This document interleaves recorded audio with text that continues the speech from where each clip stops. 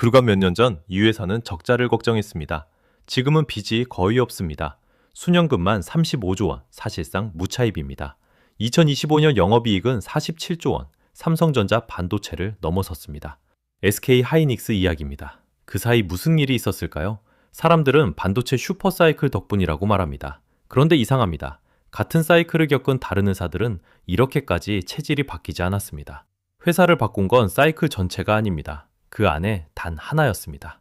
그게 무엇인지 지금부터 하나씩 풀어가겠습니다. 솔직히 먼저 말씀드리겠습니다. 저는 슈퍼사이클, 이제 시작이라는 구호를 반쯤은 의심하는 편입니다.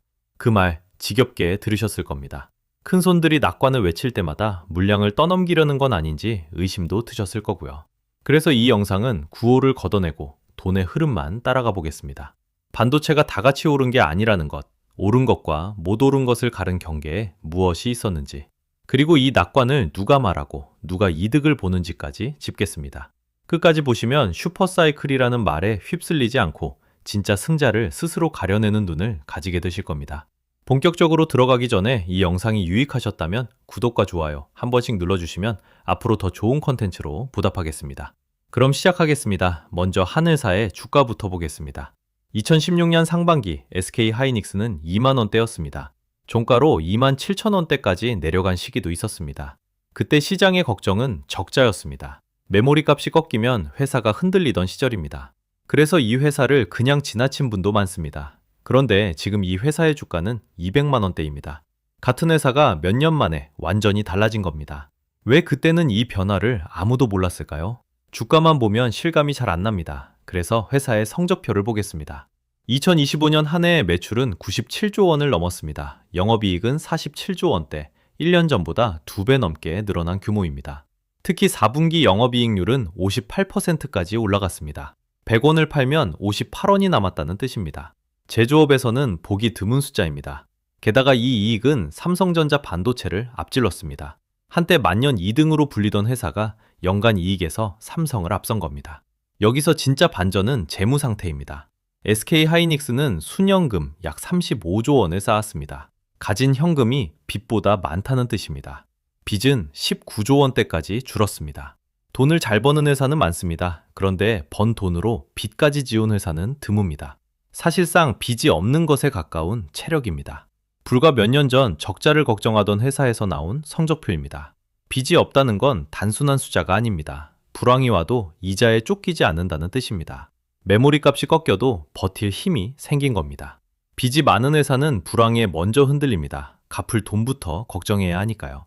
반대로 이 회사는 그 걱정에서 벗어났습니다. 그래서 이게 나와 무슨 상관일까요? 주주와 투자자에게 이건 큰 신호입니다. 쌓인 현금은 투자에도 배당에도 쓸 수 있습니다. 위기에는 방패, 기회에는 실탄이 되는 셈입니다. 쉽게 비유하면 이렇습니다. 빚 걱정하던 집이 몇 년 만에 대출을 다 갚았습니다. 그리고 통장에 현금이 두둑하게 쌓인 격입니다. 시장의 평가도 달라졌습니다. 이 회사는 미국 증시 상장까지 나섰습니다. 7월 나스닥에 예탁 증서를 올렸습니다. 조달 규모는 약 245억 달러. 외국 기업의 미국 상장으로는 역대 2위 규모입니다. 그 위에는 중국 알리바바 정도만 있었습니다. 투자자들의 반응도 뜨거웠습니다. 공모 수요 예측에는 물량의 7배다 넘는 주문이 몰렸습니다. 그만큼 글로벌 시장이 이 회사를 다시 봤다는 시도입니다. 사실 상장 물량 자체는 본주의 2.5% 정도로 크지 않았습니다. 지분이 크게 희석되는 사건이라기보다 글로벌 재평가에 가까웠습니다. 빚 없는 회사가 세계 무대에서 다시 값이 매겨지는 순간이었습니다. 여기서 중요한 건 하나입니다. 이 반전을 만든 게 사이클 전체가 아니라는 점입니다. 딱 하나가 회사의 체질을 바꿨습니다. 그게 뭔지는 잠시 뒤에 지목하겠습니다. 그 전에 사람들이 자주 하는 설명이 하나 있습니다. 바로 반도체 슈퍼사이클 덕분이라는 설명입니다. 그런데 이 말은 반은 맞고 반은 틀립니다. 왜 그런지 지금부터 하나씩 뜯어보겠습니다. 앞에서 질문을 하나 남겼습니다. 슈퍼사이클 덕분이라는 설명, 왜 반은 틀렸을까요? 슈퍼사이클이라고 하면 흔히 이렇게 생각합니다. 반도체가 다 같이 오른다. 물이 들어오면 배가 다 함께 뜬다는 식이죠. 그런데 이번 국면은 달랐습니다. 오른 것과 못 오른 것이 뚜렷하게 나뉘었습니다. 메모리에는 오래된 대원칙이 하나 있습니다. 가격이 오르면 주가가 오른다. 유가가 오르면 정유주가 오르고 철값이 오르면 건설주가 오르는 것과 같습니다. 메모리는 가격이 곧 업황입니다. 그래서 가격 흐름만 제대로 읽어도 절반은 답이 나옵니다. 숫자만 보면 지금이 딱 그 국면입니다.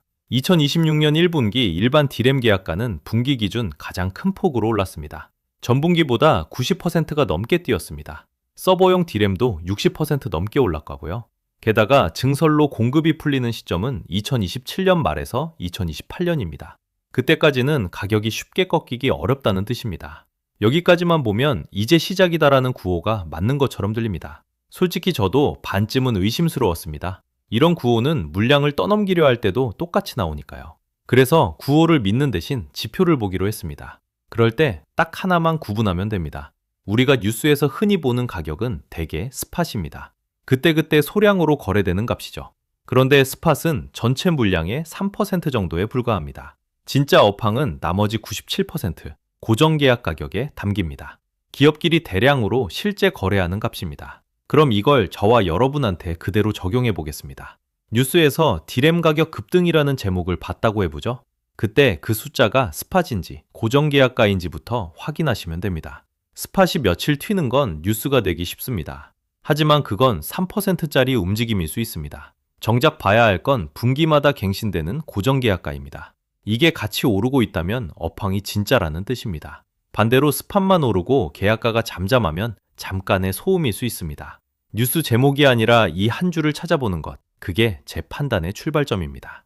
2016년에도 그랬습니다. 스팟만 보던 사람들이 반신반의할 때 고정계약가가 스팟을 따라오르자 그제야 슈퍼사이클로 판명됐습니다. 감이 아니라 이 지표가 진짜와 가짜를 나눴습니다. 파는 타이밍도 같은 원리입니다. 많이 올랐으니 팔자가 아니라 고정계약가가 더 오르지 않을 때가 신호입니다. 이게 왜 중요할까요? 계약가가 오른다고 내가 든 반도체 종목이 다 같이 가는 게 아니기 때문입니다. 같은 메모리 안에서도 같은 회사들 사이에서도 성적표는 벌어집니다. 그 차이를 만드는 게 뭔지 봐야 합니다. 시장에는 이런 말도 있습니다. 극단적인 낙관론자까지 다 들어오면 그때가 정점이라고요. 아직 의심하는 사람이 남아있다면 적어도 초고점은 아니라는 신호이기도 합니다. 지금 우리가 냉정하게 지표를 따지는 이유가 여기에 있습니다. 정리하면 이렇습니다. 반도체가 다 오른 게 아니라 특정 구간만 유독 크게 올랐습니다. 그리고 그 경계선이 이번 이야기의 진짜 핵심입니다. 그렇다면 그 경계선에는 정확히 뭐가 있었을까요?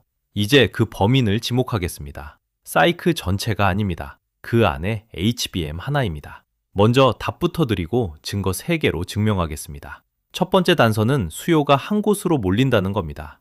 엔비디아의 차세대 칩 루빈에는 HBM4가 들어갑니다. 그 물량을 SK하이닉스가 최대로 확보했습니다. UBS는 이 구간에서 SK 점유율을 약 70%로 봅니다. HBM 전체로 넓혀도 2025년 SK 점유율은 63%였습니다. 여기서 중요한 건 하나입니다.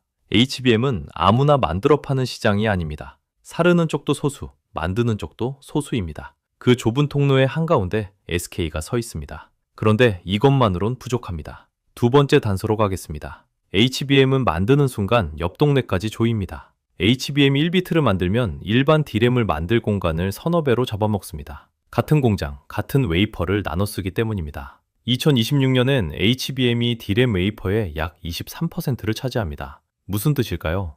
HBM을 늘릴수록 일반 D램이 귀해진다는 겁니다. 그래서 2026년 1분기 일반 D램 계약가가 둔기 기준 역대 최대 폭으로 올랐습니다. HBM 하나가 자기 몸값만 올린 게 아니라 메모리 전체를 타이트하게 만든 겁니다. 여기까지도 아직 부족합니다. 세 번째 단서가 이 그림의 꼭대기입니다. 이 모든 수요의 최상단에는 AI가 있습니다. 정확히는 빅테크가 데이터 센터에 쏟아붓는 설비 투자, 카펙스입니다. 숫자로 보겠습니다. 아마존, 구글, 메타, 마이크로소프트 이 네 곳의 2026년 합산 설비 투자가 약 7,250억 달러로 전망됩니다. 1년 만에 77% 늘어난 규모입니다. 2027년엔 1조 달러를 넘본다는 전망까지 나옵니다. 이 돈이 어디로 흐를까요? AI 가속기 한 대가 돌아가려면 HBM이 꼭 붙어야 합니다. GPU는 계산을 하고 HBM은 그 계산에 데이터를 실어 나릅니다. 통로가 좁으면 아무리 빠른 칩도 멈춰서서 기다립니다. 없으면 그 비싼 칩이 제 속도를 못 냅니다. 그래서 카펙스는 이 그림의 최상단 동력입니다.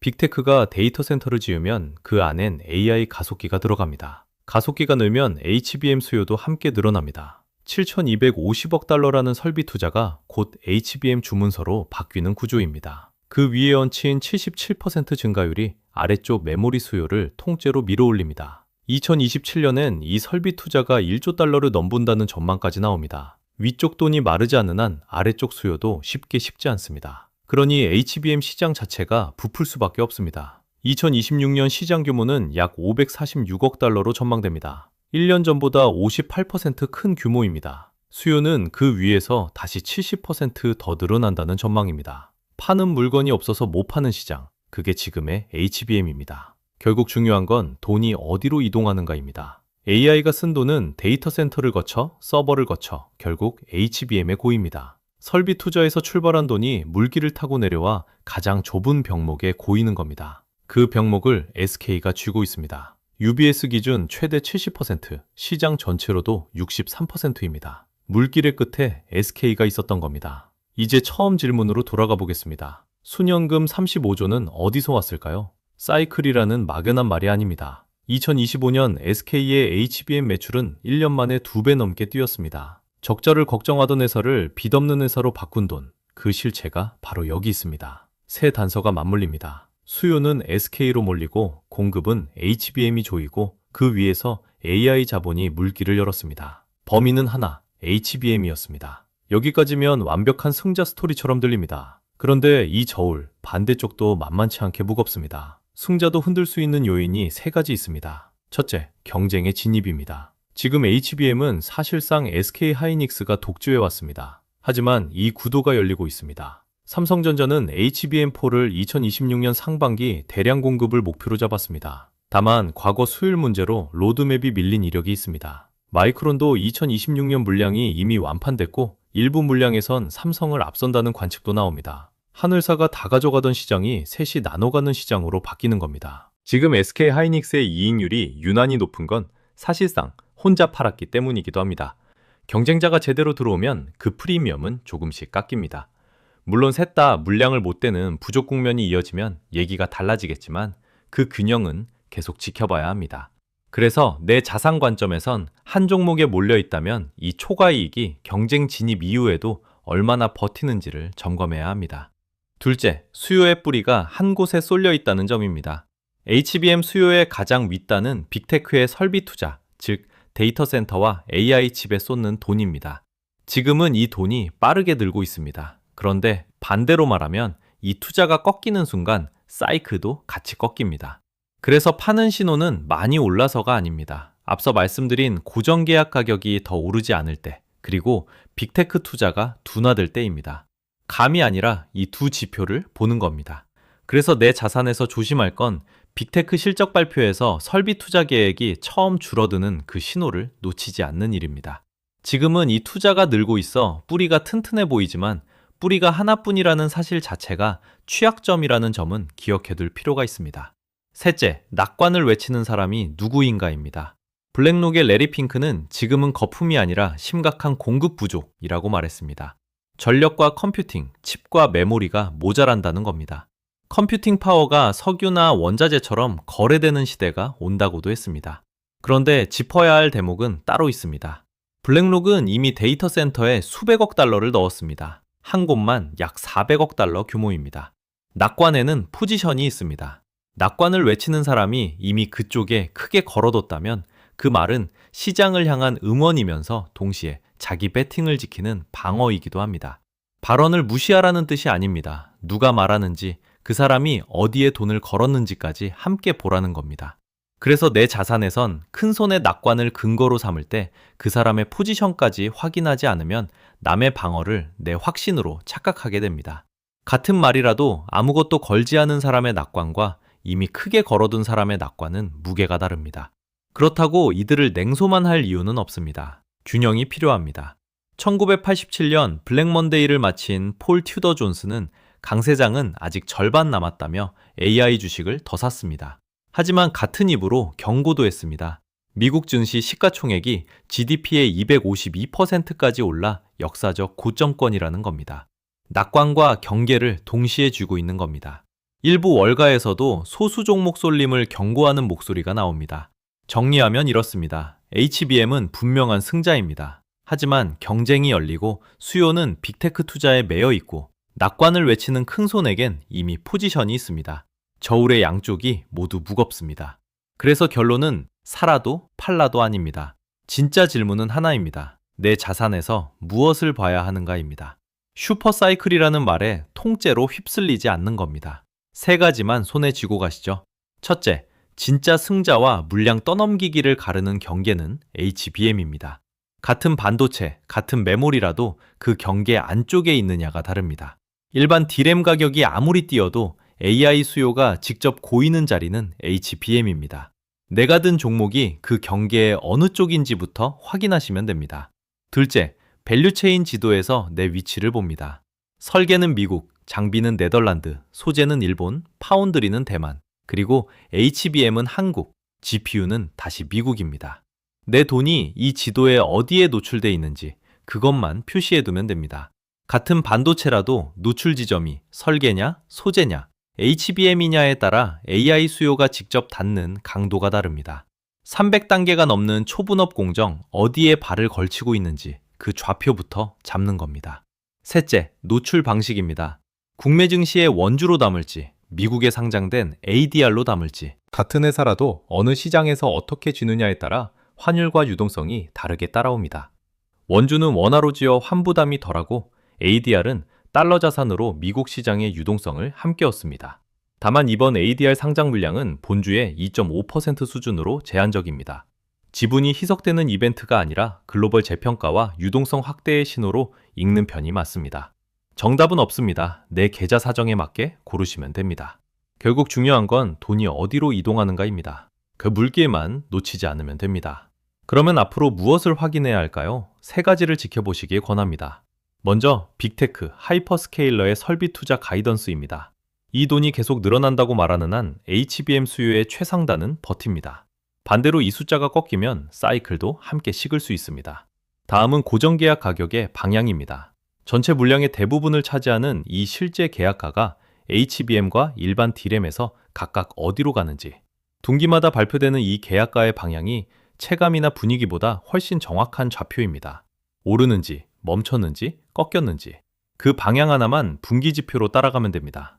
마지막은 HBM4 경쟁입니다. 지금은 한 회사가 앞서 있지만 삼성의 수율이 잡히고 마이크론이 따라붙으면 판이 달라질 수 있습니다. 승자 자리가 흔들릴 가능성, 그걸 미리 지켜보는 겁니다. 예측이 아니라 가능성입니다. 이 세 가지가 어디로 움직이느냐에 따라 승자와 떠넘기기의 경계도 다시 그려질 수 있습니다. 궁금한 내용이나 다뤄졌으면 하는 소재가 있다면 댓글로 추천 부탁드립니다. 적극 반영해서 다음 영상으로 찾아오겠습니다. 그리고 이 슈퍼사이클, 여러분은 승자론과 경계론 중 어느 쪽에 무게를 두시나요? 댓글에서 함께 이야기 나눠주세요.